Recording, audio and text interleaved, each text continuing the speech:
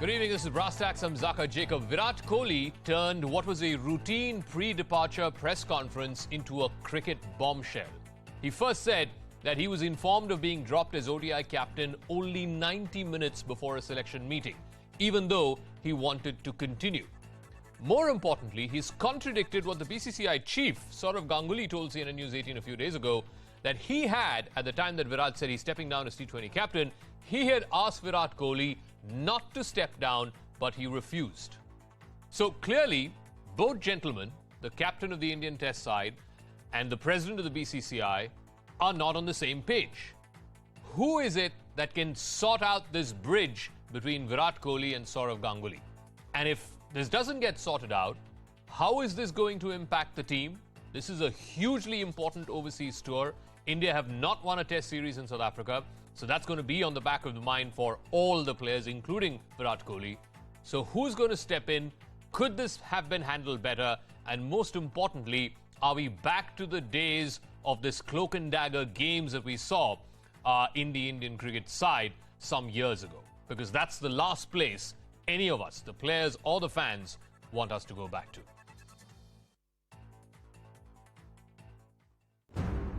I was contacted 1.5 hours before the selection meeting on the 8th for the test series, and there was no prior communication with me at all. Before ending the call, I was told that the 5 selectors have decided that I will not be the ODI captain. Virat Kohli dropping a bombshell while addressing the media ahead of India's tour to South Africa. The Indian Test captain did not mince any words and questioned his unceremonious removal as the ODI captain. And Kohli's revelations didn't end just there. There was no communication prior to that at all. He also contradicted BCCI chief Sourav Ganguly, who had claimed that he had personally asked Virat Kohli to reconsider the decision to give up T20I captaincy. Kohli said that his resignation was well received by the BCCI and applauded by the top bosses in the board. I had personally requested him not to give up T20 captaincy, but obviously he felt the workload, which is fine. You know, he's been a great cricketer. He is very intense with his cricket. जब T20 captaincy को छोड़ने की मैंने पहले BCCI से communicate किया, सबसे पहले मैंने BCCI को अप्रोच किया, तो उसको बहुत एक अच्छे तरीके से रिसीव किया गया. उसमें कोई ऑफेंस नहीं थी. Kohli also brushed aside reports about his unavailability for the ODI series against South Africa and clarified that he had never asked for a break. I am available for selection all this time. This question should be asked to people who are writing about these things and their sources. I have not had any communication with the BCCI to say that I want to rest. I have taken a lot of time. This explosive briefing by Kohli clearly puts the BCCI in the dock and has left more questions than answers. With the ball now in BCCI's court, overcoming clean on the issue, the last word in this cricket saga is far from over. Nothing can derail me from being motivated to play for India. With Rishi Sinha, Anisya Kumar for CNN News 18. All right, let me go across to our special panel that's joining us. Ajay Ratra, former cricketer for India, is joining us. Gulu Ezekiel, sports historian. Vimal Kumar, senior sports journalist. Nikhil Sharma, author and sports commentator. And Ayaz Memon is also joining us, senior cricket writer and commentator. Ajay, I'll start with you. I mean, clearly somebody has botched up. When Virat Kohli says he was told just 90 minutes before the selection committee meeting by the chief of selectors that he's going to be dropped as ODI captain, I mean, surely there's a better way to treat one of the legends of ODI cricket that India has produced. Here's a man who scored 12,000 ODI runs and almost 8,000 test runs. Surely the board could have treated him better. The chief of selectors and the selection committee could have treated him better, even though the decision to drop him is entirely theirs. Ajay Ratra.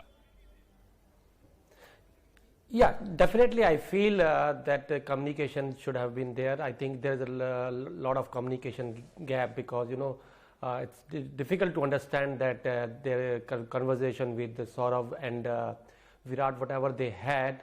But definitely like captain, if he's a captain in India and done so well. So ultimately it's we can say that this is BCCI or a selector's decision to make him captain or drop him. But yes, of course, if they want to take that decision, if he has not been informed, he should have been informed slightly earlier than this. and ultimately decision is stay with the BCCI, and whatever happened at the time of T20 as well, that he opted out, he resigned from his captainship, and board has respected that, and that is fine, I think, and there's no harm in changing captains. But yes, I feel there's a communication gap in between. No, as they say in this part of the world, ek tarika hota hai. And Ayaz, I want to ask you that. No, like I said, the board is well within its right. The National Selection Committee is well within its right. If they feel that Virat Kohli is not matching up as captain, they are well within their right to drop him. The point, though, is we are also a country where, and we've seen this, and I, with great respect, I'm saying this. We have seen cricketers like Tendulkar, well past his prime, still being accommodated. We've seen that with Dhoni as captain just, a few years ago, past his prime, retired from Test cricket, and yet continued on and on as ODI captain. Surely, nobody is saying extend that courtesy to Virat Kohli, but at least he could have been extended the courtesy of a proper discussion, a face-to-face, a sit-down. What is the vision of the BCCI? What is the vision of the selection committee, and why they feel that Kohli is not the best person for that vision to lead the team? Zaka, I think this has been one of the most unsavory episodes in Indian cricket or modern Indian cricket I can think of, because of the subterfuge, the manner in which it is being done. If you go by what Virat Kohli has been saying, now there is obviously, now even more so obvious now today after his press conference, that there has been a sense of disenchantment with Virat Kohli for whatever reason. So when he announces that he wants to give up the T20 captaincy, it is accepted, but he's not told that he will not be kept as the ODI captain also. Now, the split captaincy usually works in the manner in which you give the T20 and the ODI captaincy to one player and the red ball captaincy to another. Yeah. It just seems to me ridiculous that, you can't even inform a person like Virat, whose contribution in ODI cricket has been humongous as a player, as a captain. Yes, he's not won any IPL titles or ICC titles, but be that as it may, his contribution is enormous. You wouldn't be so dismissive of an ordinary player. Leave aside Virat, who ironically has been tom-tommed and promoted as the face of Indian cricket by the BCCI itself over the last 5-7 years. So obviously there's something gone wrong. Now, what I can't understand, and unless there's a real grave misunderstanding that happened between Sourav and Virat, if he's given up if he was told that don't give up the T20 captaincy, which means he will retain captaincy for all three formats, does this mean that Rohit Sharma has become captain by default and not by merit? Is that what we are to understand? And if he has been relinquished of the T20 captaincy, what prevented the BCCI from telling Virat then itself that this is what we intend to do? What is this afterthought? Exactly. Which comes just an hour and a half before the test squad is chosen. What the hell is happening? Here's the thing that the sequence of events is so bizarre. It's almost like a Netflix series, Vimal. First, just few weeks before the T20 World Cup, Virat Kohli puts out a Twitter post, a letter, a press release saying, I intend to step down as T20 captain. And in that press release, he says, but I will continue both in ODIs and in tests. Okay, fair enough. Then we're given to understand from the board president, and he gave us an exclusive interview a few days back, saying that at that time, when Virat decided to step down, he personally requested him to continue to stay on as T20 captain for whatever reason, workload or whatever reason it is. Virat said no. Then the board decides, okay, we have this red ball, white ball thing, so we're going to have one man for white ball cricket and another man for red ball cricket. But surely, didn't the board know this 3 months ago when Virat Kohli said he's stepping down as T20 captain? Surely they could have told him that, look, if you're going to step down as T20 captain, you will also have to relinquish ODI captaincy. It's a no-brainer. It's common sense. Vimal. Definitely, Zaka. And yes, Virat Kohli made first mistake. It was mistake on his part when he anointed himself as ODI captain. Yes, it was fine. He was relinquishing the T20 captaincy on his own terms. And that's also not entirely a fact. He was forced to do that because Virat Kohli knew that if he failed to win the T20 World Cup, he will be sacked. So the best thing Virat could do that, go on your own terms. That was fine. But he made a mistake by anointing himself as the ODI captain. But the bigger mistake, if I have to say that, has been done by Sourav Ganguly. And I'm not going to say, everyone is using the word BCCI, BCCI. What is BCCI? Who is the boss of BCCI? President of BCCI is Sourav Ganguly. He has led from the front, and as the chief of the BCCI, it is his duty. The chaos which is happening right now, which is bringing Indian cricket a bad name right now, it has to due to the mishandling of Sourav Ganguly. We often praise all these cricketers all the time, but when they have made, and both Virat Kohli as well as Sourav Ganguly are equally to be blamed. But what is so disappointing, having gone through the same kind of treatment with the BCCI officials, Sourav is doing exactly the same thing. Yeah. What stopped him to speak to Virat on such a sensitive matter? You see, Virat came to the press conference, and you have to admire his clarity. He said that yes, he wanted to continue the ODI captaincy, but selector has a different view, and he accepted that. He failed to win the global trophy, and that's why he was sacked. He had no, he accepted that with a grace, and he said that his full support to Rahul Dravid. But at the same time, Virat Kohli didn't mind his word. He said, come on, he did not name Sourav Ganguly, but he clearly showed that Sourav lied. And this is the biggest and boldest attack on a legend of Indian cricket. No, but the problem is, I'm going to ask Gulu Ezekiel this because he's tracked this for a number of years. Indian team management, BCCI, has always been notorious in being able to handle this issue of captaincy, and it goes all the way back to the Wadekar-Gavaskar days. Then, of course, the Kapil-Dev-Gavaskar days were the stuff of legends.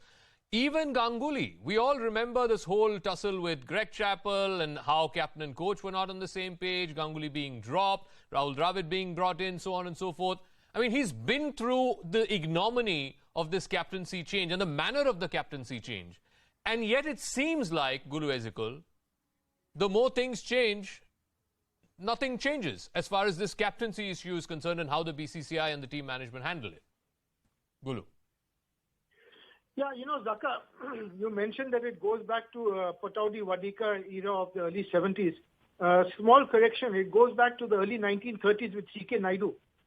Exactly what happened on the eve of the first ever test match at Lord's in 1932, it's a long story. There's no time to go through that. But the point is that the BCCI is an institution. It's not an individual. The BCCI is not Sourav Ganguly. It's not Jagmohan Dalmia. It's not I.S. Bindra. It is an institution that has been around for more than 90 years.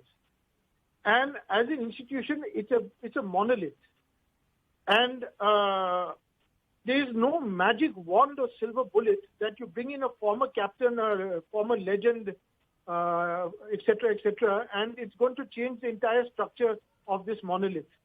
I think that was wishful thinking. That the entire cricket fraternity thought that. No, but hang on, Gulu, yeah. 1 second. I'm sorry.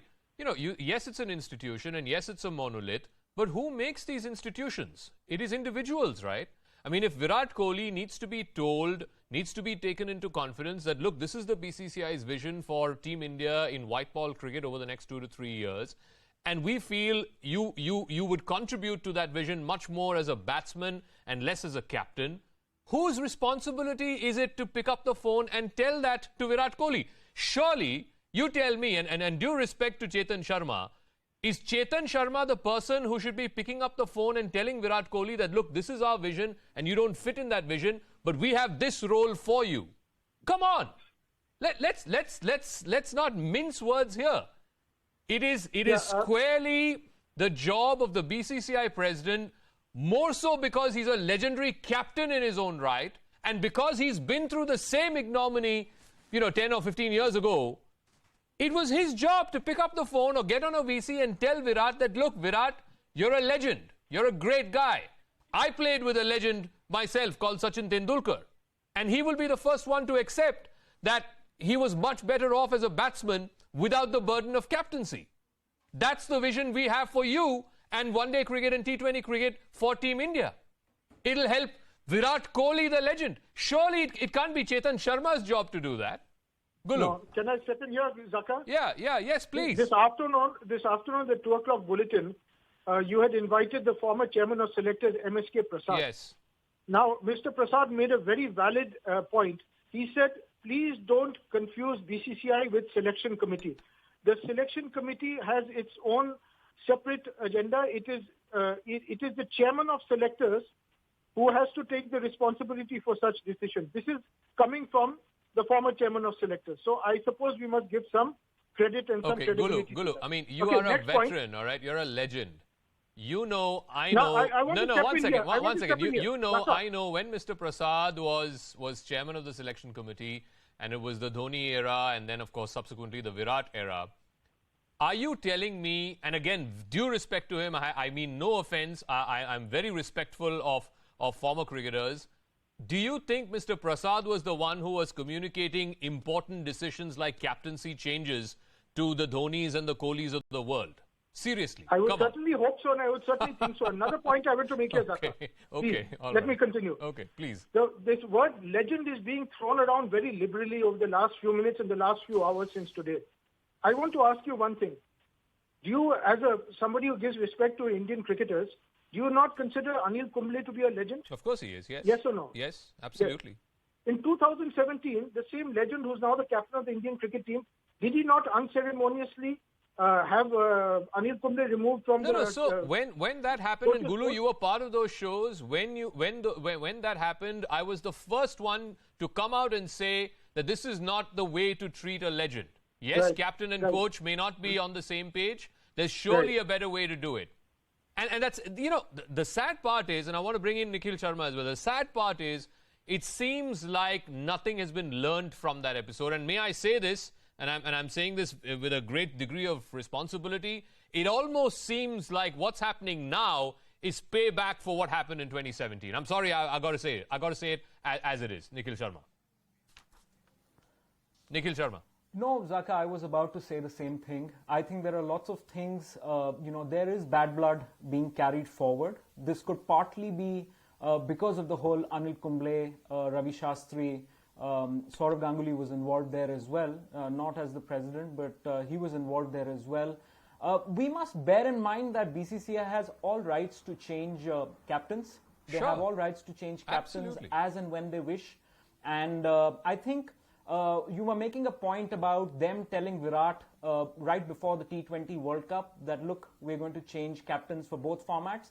Had Virat won that tournament, I'm fairly sure that would have not happened. I think in his press conference as well, he refers to the fact that since I have failed to win an ICC trophy, that's one of the reasons that I have not been, retained, and he's fairly okay with it. I think the whole problem lies in the fact, and you rightly mentioned it, that we don't, there has to be a certain way. We believe there's nothing too professional ever, right? If somebody believes that, sports people don't feel bad, or stars or athletes don't feel bad about being unceremoniously sacked is a slightly strong term to be used here, but being asked to quit, then I don't think they understand the mentality of an athlete. He's ready to take a bullet on the chest, on the ground, but off it he feels hard done by.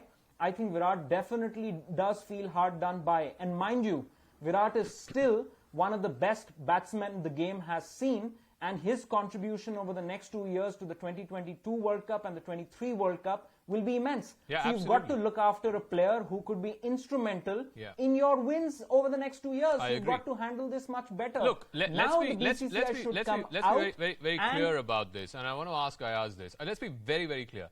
Either we are going to treat our captains like the way Australia does it, all right? You could be Steve Waugh, it doesn't matter. You can get dropped, you can get changed. You can be Ricky Ponting, you can get dropped and changed. You could be Michael Clarke, all of them, by the way, World Cup winning captains.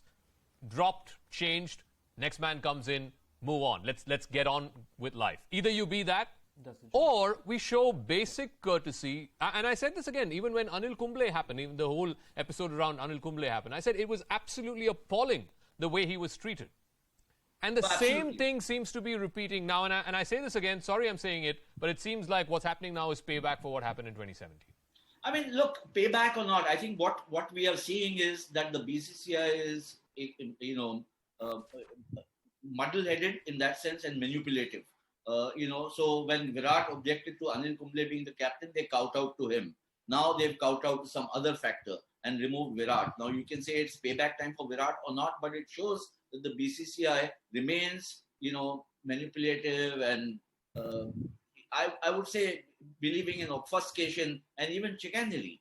And those are harsh words to use. Now, look, I think we can go around in circles. The issue is not so much the change or the transition in captaincy. Everybody knows that, Virat has been struggling for wins, and which he's admitted, he's also been struggling for runs. In the last 2 years, in the same period, Rohit Sharma's star has been in the ascendancy. He's been India's best batsman. He's been getting the results for his IPL team. He's been getting results whenever he's captained India. So there was a viable option which emerged, a strong option for a replacement, at least in white ball and red ball cricket. And maybe the BCCI genuinely believe, which is fair, that if they reduce the burden on Virat, it might help him come to terms with his own batting, and then therefore that's good for Indian cricket. But the manner in which it is done, when you remove him from the ODI captaincy, in a press release, it comes in the last para without even a single word of acknowledgement or thanks to what he has contributed. And then all this drama that has been, or the melodrama that has been played out over the last few days. I mean, everybody thought that Virat and Rohit were at loggerheads. Now it seems that the real problem is the BCCI. Exactly. In the manner in which it has conducted this affair. One thing, some strong repudiation, it just shows that, the BCCI is really... in this bombshell of a press conference, the one thing that stood out very clearly, Vimal, is we all thought this was Virat versus Rohit. Till yesterday it was like, Rohit is injured, he won't play tests, so he won't be playing under Virat's captaincy, and vice versa. Virat has quote-unquote made himself unavailable for the one-dayers, so he won't play under Rohit's captaincy. But now, from this press conference, it's clear the problem's not between those two gentlemen. It's between Virat and somebody else. And yes, and that person's name is Sourav Ganguly. I'm not hesitant to call it out. And for me, BCCI is Sourav Ganguly because he is the leader, he is the president. I will not use the word BCCI. I will say it. This is Sourav Ganguly's, why did he allow that? Gulu is saying it is Chetan Sharma's job. MSK Prasad was doing all these things. Let me ask, how many press conferences Chetan Sharma has done ever since he has been appointed? Just a single press conference. When this matter was so delicate, so controversial, why Sourav Ganguly did not address the media? He came in front of media 24 hours later. Chetan Sharma is yet to speak. Chetan Sharma has not been allowed to speak. Why BCCI president as Sourav Ganguly? He knows the importance of press. He knows the views. When you articulate yourself, there is no ambiguity left. Why did he allow things to come to that stage? Obviously, you don't expect this thing by Secretary Jesha. I think Jesha has benefited from it. Now Jesha will sit along with Sourav Ganguly and Virat Kohli and Rohit Sharma, and he might say that, look, Dada, we were looking up to you. You have been a former captain. You have been a president. How you handled it? How Sourav will respond? I think if someone's reputation has taken a beating, it is Sourav Ganguly. Okay. Let's not mind the words. No, I am absolutely with what Vimal is saying. I think the onus, especially after today's press conference, the onus is on Ganguly to come out and clarify two things. One, the manner in which Virat was asked to go, of course, as far as the ODI is concerned. In the T20, it's a well-known fact that he stepped down because citing workload, number one. Number two, this whole contradiction that's emerged with what Virat has said today, that at the time that he said he's stepping down as T20 captain, nobody said don't go. It was appreciated and welcomed as a quote-unquote, to use his words, progressive decision. So either one of these two versions has to be true, because both of it can't be true, right, Gulu? Now, the point is, all of this is coming on the eve of a very, very important tour, a place where India has not won a test series. This is one of those last frontiers, as it were. India's won test series across other sort of test-playing nations, but we haven't won here. And perhaps this was our best chance to win. But today I'm not so confident that we could, because of all this, extracurricular muddle that the BCCI and the team management have got themselves into. Gulu. Yeah, you're absolutely right. Zaka, and I said it this afternoon on your channel too, that the focus really should be on the test series, and this is all a terrible distraction and massive confusion. Also, it's become a kind of he said, she said, tutu meme situation. One person says something, other person contradicts it. This is going back and forth. I mean, when is the air going to be cleared once and for all? And when is the focus going to be on the Test series? So I agree with you that this is a mess. And there's, you know, you can point to both sides. I mean, who is, you know, who fired the first shot, who retaliated? This is all going to go on, and it's going to carry on for goodness knows how long on among the fandom, among social media. It's going to be swirling around the print media, the electronic media. And this is all very disturbing because, you know, this South African tour is the final frontier. And another point I'd like to make here, Zaka, is that perhaps BCCI felt Virat Kohli going to give the press conference would clear the air and put a lid on the controversy. On the contrary, it's opened a Pandora's box. Oh, it absolutely has. It absolutely. You know what? I'm going to wrap up. I'm completely out of time. The person that I feel really, really sorry for is Rahul Dravid. He's a legend. He's, I mean, he's landed himself in a hot mess. Hopefully he can fix it. Hopefully he can, you know, retrieve the situation and you know, keep the focus on the players entirely on winning that series. But we'll see. We'll see. We'll all be here. All of our panelists, myself included, we'll all be here to track how the Indian team does in South Africa. The one hope that we have is that all of this, like I said, extracurricular muddle doesn't affect the team while they're out in the middle. That's a wrap. I'll catch you again tomorrow night, same time. Good night.